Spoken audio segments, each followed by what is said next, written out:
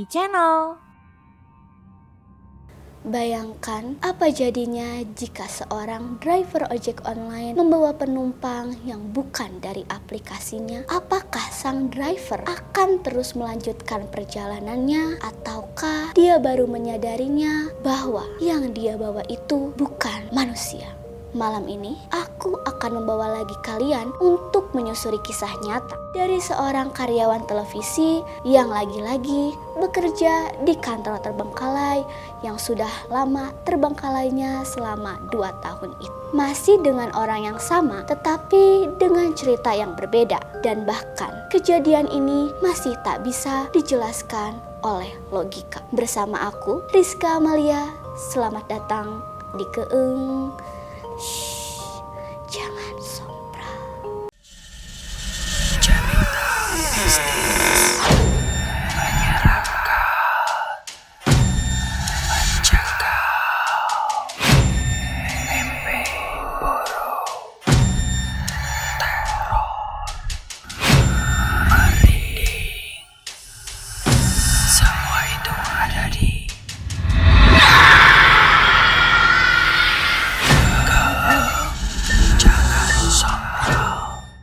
Halo pemirsa, gimana nih kabar kalian semua? Masih pada hidup kan?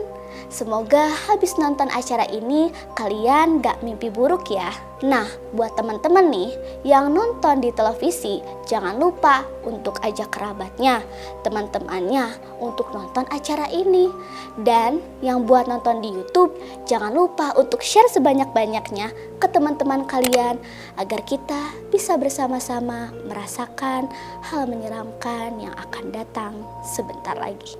Terlebih lagi, buat kalian yang nonton Keeng ini sendirian, apalagi kalau lampunya dimatikan, hati-hati ya, jangan sampai ada yang menemani kalian yang bukan manusia. Cerita malam ini adalah lanjutan cerita dari seorang karyawan back office yang bekerja di kantor terbengkalai itu, yang bernama Alia. Kejadian ini terjadi pada hari Kamis, yakni pada saat malam Jumat. Awalnya pagi itu berjalan dengan baik, meskipun banyak kerjaan, tetapi kerjaan tersebut bisa selesai dalam 1 hari. Kecuali memang jika kerjaannya perlu dikerjakan berhari-hari, Alia akan menyelesaikannya selama 2-3 hari lamanya. Aktivitas pagi itu terasa biasa-biasa saja.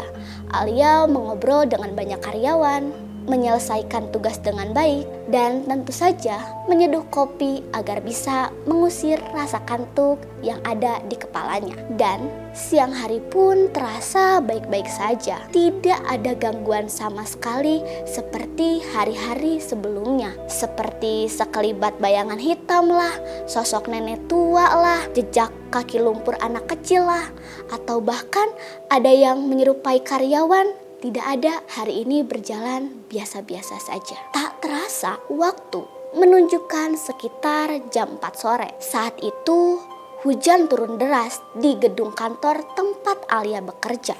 Petir sesekali menyambar, menerangi jendela ruangan dengan kilatan yang menyilaukan. Hanya ada 3 orang yang tersisa di ruangan itu. Hanya ada Alia, Arman, dan juga Razif. Sementara karyawan lainnya sudah turun terlebih dahulu. Waktu terus berlalu. Tiba-tiba saja menunjukkan pukul waktu 5 sore. Tetapi hujan ini belum juga kunjung reda. Nah, sambil menunggu hujan reda, Alia memilih duduk sendirian di mejanya sambil mendengarkan musik dan memainkan game yang ada di ponselnya. Saat itu waktu menunjukkan pukul 6 sore dan suasana di kantor terasa sangat sunyi. Satu-satunya suara yang terdengar hanyalah suara hujan dan juga suara petir yang saling bersaing. Dan sejak beberapa waktu terakhir ini, para karyawan menceritakan kegelisahannya bahwa mereka juga mengalami hal-hal yang aneh di kantor ini. Entah mereka melihat ada pocong, melihat ada bayangan hitam, dan lain sebagainya, masih banyak lagi.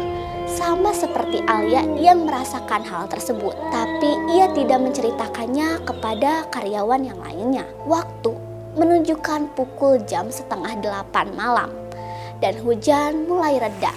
Sambil menuruni tangga dari lantai 4 ke lantai 1, Alia berhenti sejenak untuk memesan ojek online yang ada di handphonenya.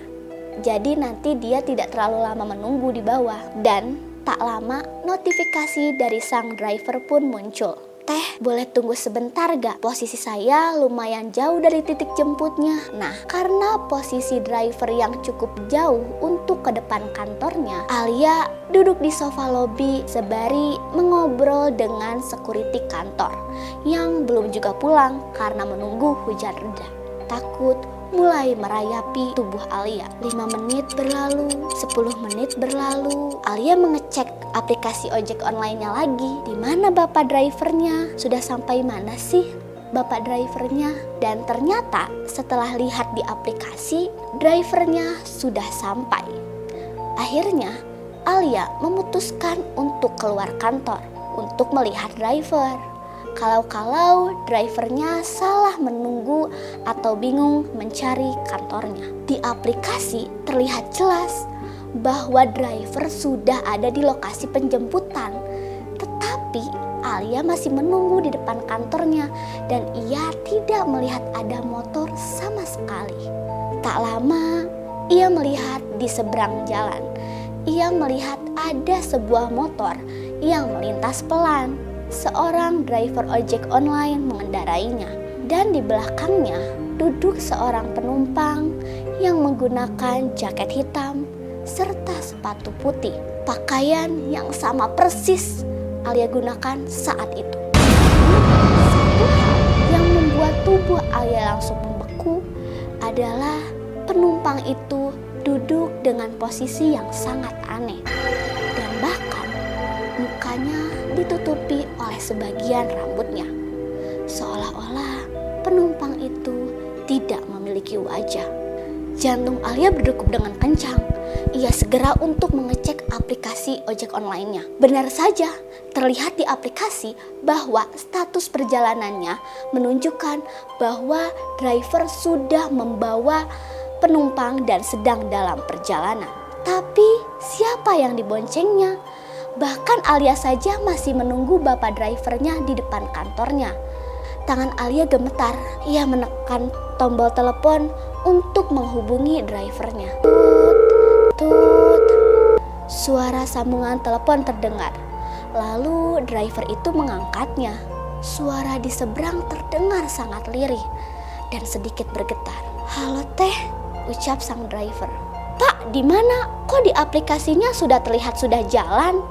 tanya Alia bingung. "Loh, bukannya Mbak sudah saya bonceng?" tanya driver bingung. Jantung Alia hampir berhenti.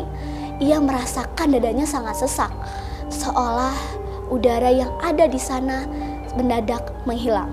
"Belum Pak, saya masih di titik jemput dan bahkan masih menunggu Bapak di sini. Tapi kalau misalnya Bapak belum jauh, nggak apa-apa. Bapak putar balik aja," ucap Alia berusaha menenangkan Pak driver. Di ujung telepon, suara driver itu terdengar semakin panik. Tetapi driver itu tetap mengiyakan ajakan dari Alia. Telepon masih tersambung dan driver itu berucap lagi, "Mbak, kok penumpang yang saya bawa tadi menghilang ya? Saya tadi lihat di spion, di belakang udah gak ada siapa-siapa." Dek, Alia membeku. Suara petir menggelegar. Bulu kuduknya sangat merinding. "Saya putar balik sekarang ya teh." Tut, sambungan terputus dan Alia masih terpaku di depan kantornya. Karena melihat Alia yang sedikit bingung, security kantor bertanya, "Kenapa Al?" tanya security kantor. "Ini Pak, kan Alia pesan ojek online buat pulang. Tapi barusan ditelepon bapaknya bilang katanya Alia udah naik sama drivernya. Tapi kan nyatanya Alia masih di sini nungguin bapak drivernya. Lalu yang dibonceng sama bapaknya siapa atuh ya?" Jawab Alia menjelaskan. "Alas ya saha, makanin malam Jumat kieu kade Al," sambung security kantor. "Ih bapak mah jangan nakutin atuh," sambung Alia. "Bukan nakutin, pengen ikutan pulang meureun sama kamu," sambung security kantor. Nah, tak lama dari situ, beberapa menit kemudian motor sang driver itu tiba. Namun, ekspresi wajahnya tampak kacau. Matanya bergerak gelisah, kesana kemari. Lalu ia pun bertanya kepada Alia. "Atas nama Alia ya Kak Cimahi?" tanyanya dengan suara yang serak. Alia mengangguk pelan, mengenakan helm dengan tangan yang gemetar, lalu naik ke motor. 2 menit pertama di perjalanan dihabiskan dalam keheningan. Lalu Alia memberanikan diri untuk bertanya, "Pak, tadi waktu bonceng saya itu, dia turun di mana?" Driver itu terdiam, nafasnya terdengar berat. "Dia nggak pernah turun, Teh." "Maksudnya?" Driver itu menelan ludahnya. Begitu saya sadar ada yang aneh, saya menoleh ke belakang dan bangkunya kosong, Teh. Seperti yang saya ucap di telepon tadi. Alia merasakan udara di sekitarnya semakin dingin. "Tapi apa, Pak?" tanya Alia kembali. "Saya masih bisa merasakan seseorang duduk di belakang saya." "Kan saya yang duduk di belakang Bapak, maksudnya apa?" "Coba Mbak lihat di spion deh." Dari situlah Alia tercekat. Ia merasakan sesuatu merayap di punggungnya. Saat itu juga ia merasakan sesuatu ada yang bergerak. Pelan, lambat, seolah sesuatu baru saja menempel di punggungnya. Nafasnya memburu. Dengan gerakan pelan, ia melihat ke kaca spion motor perlahan. Dan di sana ia melihatnya, bayangan hitam tanpa wajah menempel erat di tubuhnya yang membuat Alia merasakan punggungnya sangat berat. Dan Alia menyadari hal itu. Sesuatu berbisik di telinganya. "Aku sudah di sini. Hati-hati di jalan ya." Suara serak, basah, dan diakhiri tawa rintih di akhir kalimatnya. Nah, kejadian itu terjadi secepat kilat. Driver dan Alia tentu saja syok. Namun, makhluk aneh itu tiba-tiba hilang. Sudah pergi entah kemana. "Bapak, kok bisa bonceng dia sih tadi?" tanya Alia memastikan. "Saya nggak tahu, Mbak. Pas saya tanya, dia hanya nunduk dan mengangguk. Terus dia naik ke motor pun tanpa bicara. Dan di aplikasi titiknya memang di tempat itu kok. Tempatnya gelap dan ada di seberang kantor mbaknya," ucap driver itu menjelaskan. "Aduh, ada-ada aja ya, Pak. Untungnya Bapak dan saya nggak kenapa-napa," ucap Alia meyakinkan driver itu. "Iya, Mbak, habis antar Mbak, saya mau langsung pulang ke rumah kok. Nggak enak rasanya." "Terima kasih ya, Mbak." Driver itu berucap tepat di depan rumah Alia. Alia pun turun dan memberikan ongkos kepada driver tersebut. Tak lupa ucapan terima kasih yang ia berikan kepada bapak driver tersebut. Dan akhirnya di hari itu berlalu sudah. Tapi apakah semuanya sudah selesai? Tentu saja belum. Ingat, saat ini mungkin kamu merasa aman. Duduk di tempatmu dikelilingi cahaya. Tapi siapa yang tahu kamu tidak sendirian? Siapa tahu orang yang ada di sebelahmu adalah bukan manusia.